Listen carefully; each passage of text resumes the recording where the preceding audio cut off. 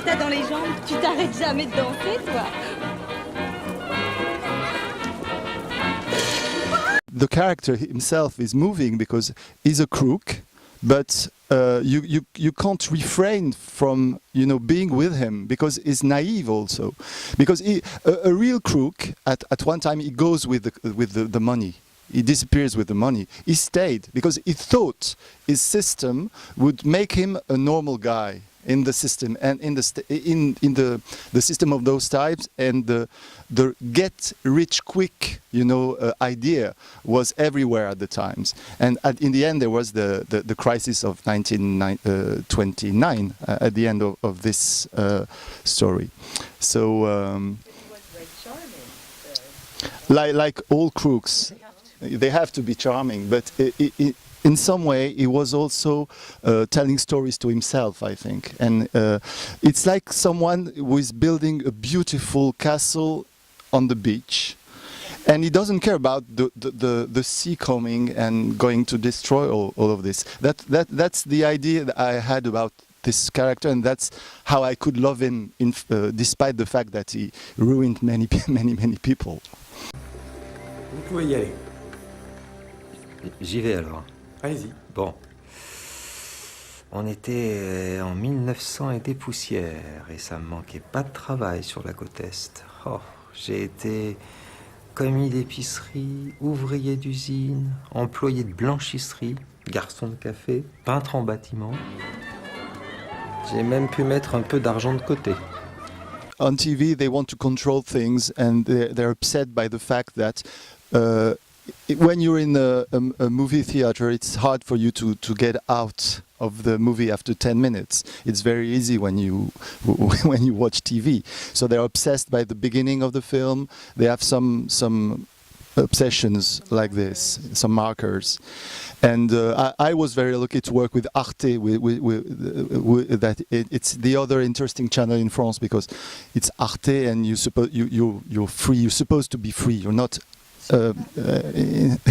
as free as you think. Yes. As far as I'm concerned, with Ponzi, it was a very low budget, so I was quite free.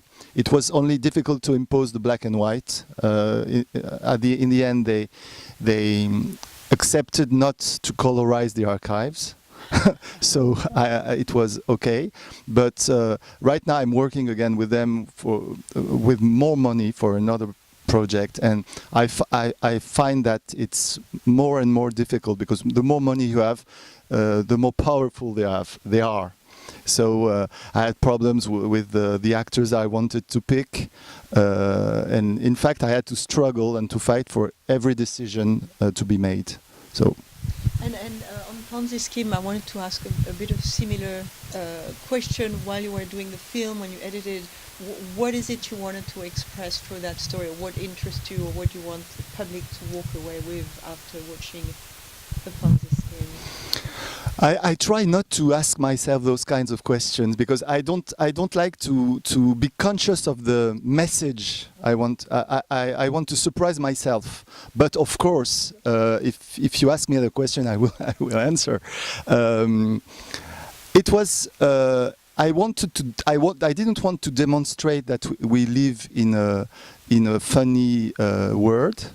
But I want to put a statement on what's real and what's fake. And it's very formal, in fact. It's really the way the film is made that was important to me. And the other thing was to be empathic to that character, to have some empathy, yes, towards him, even though he's a crook, even though if you look at what he did, he doesn't want to make any kid to his wife, to his beloved wife. He truly loves her, but he refuses to have children with her. So it's really hard for her. But despite all that, you can't refrain from loving it, and that's loving him. And that's really what I wanted to do about with that movie. In fact, I didn't want to demonstrate anything. He's very sympathetic. Yeah, I hope so. Qu'est-ce que tu veux, Cassoulot? De l'argent? Un job? Pourquoi pas les deux? Attends-moi ici, hein?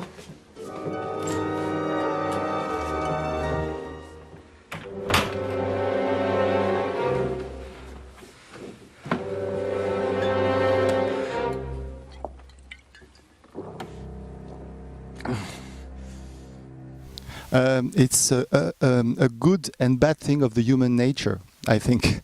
Ponzi says that in the film. He says,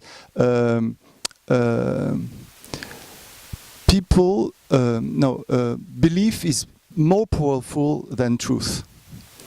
And you have two ways to understand that. A good way, because dreams are good. If we don't dream, we're dead.